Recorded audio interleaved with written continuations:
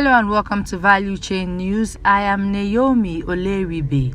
First, the headlines.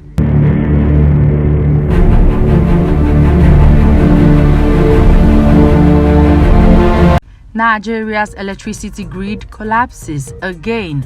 Aggrieved workers protest over poor working conditions in Warri. Maritime workers call for more security at nation's jetties. And now, the news in detail.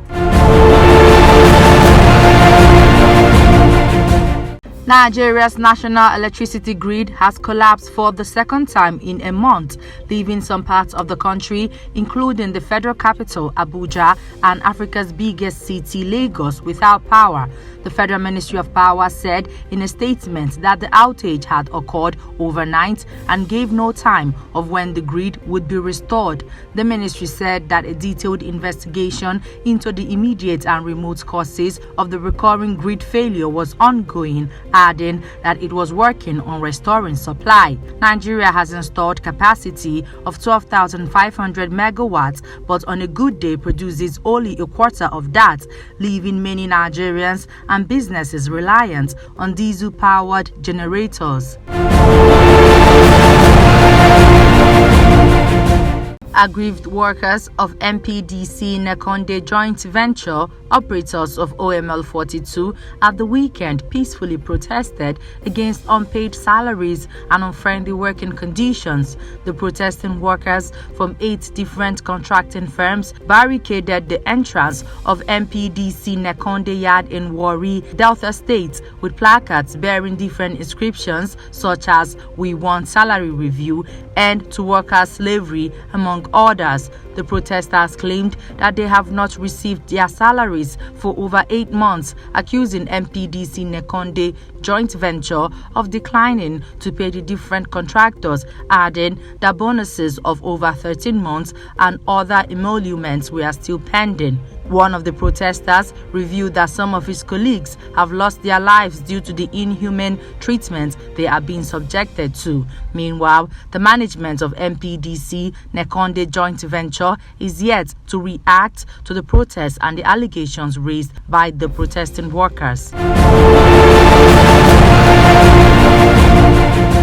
The leadership of the Maritime Workers Union of Nigeria, MWUN, has called on Nigerian Maritime Administration and Safety Agency, NIMASA, and Nigerian Port Authority, NPA, to intensify security operations at the nation's jetties. President General, MWUN, Comrade Adewale Adeyanju, who made the call while speaking with journalists on challenges facing the maritime sector, said the 2 federal government agencies need to improve the security architecture around the jetties and the seaports across the country to guarantee safety. Adeyanju noted that the seaports and jetties are not for people who do not have any business to do, but for international shipping activities, and must be secured and protected by security agencies. Governments need to employ more hands to perform their responsibilities adequately, he said, while enjoining the federal government to bring back on board ship gangway security men and tally clerks to curtail illegal activities at the ports. He said MWUN is prepared to partner with National Drug Law Enforcement Agency (NDLEA) to rid seaports and jetties of drug traffickers. He noted that improved welfare of dock workers by the operators would enhance harmonious working environment and improve productivity.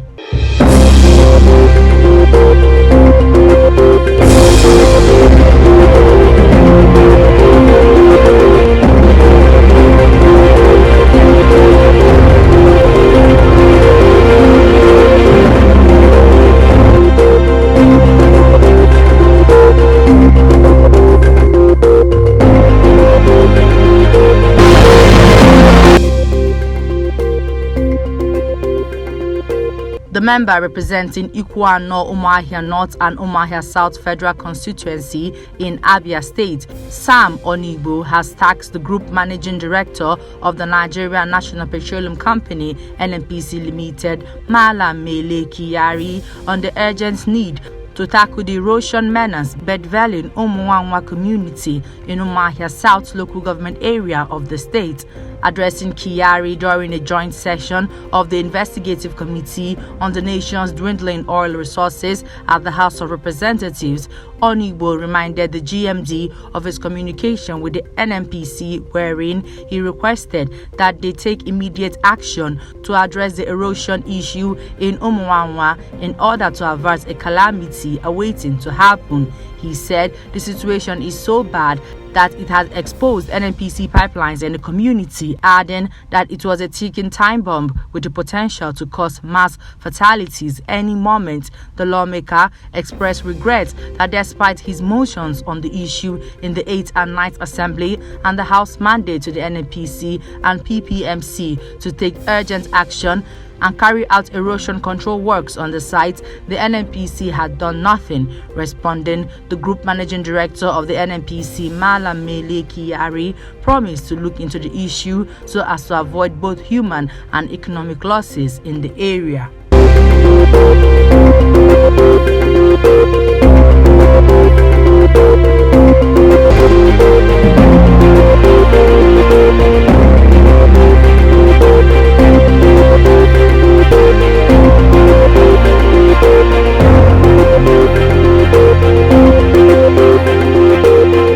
Shell plc said on Monday it has resumed shipping liquefied natural gas (LNG) from the Prelude floating LNG facility off northwest Australia after a 4-month shutdown due to a major power failure. A cargo completed loading and left the site on Sunday night, a Shell spokesperson said, declining to disclose the destination. Our focus at Prelude remains on the long term and delivering safe, sustained and reliable performance into the future, Shell said in a statement. The 3.6 million tons a year Prelude FLNG facility lost power on 2nd December and Shell was unable to restore reliable power supply after trying for 3 days. Shell was permitted to resume operations last month after convincing the National Offshore Petroleum Safety and Environmental Management Authority that initial problems had been fixed and the company could run the facility safely in the event of power loss.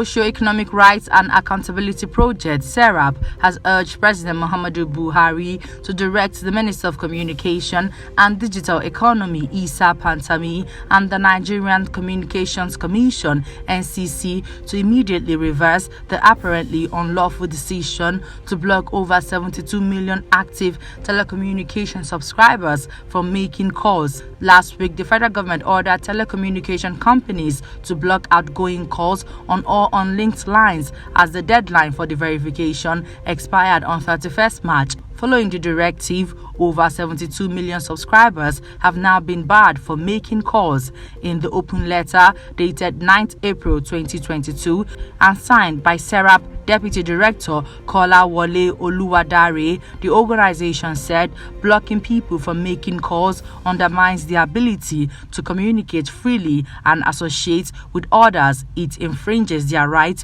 to freedom of expression and family life as well as socio-economic rights.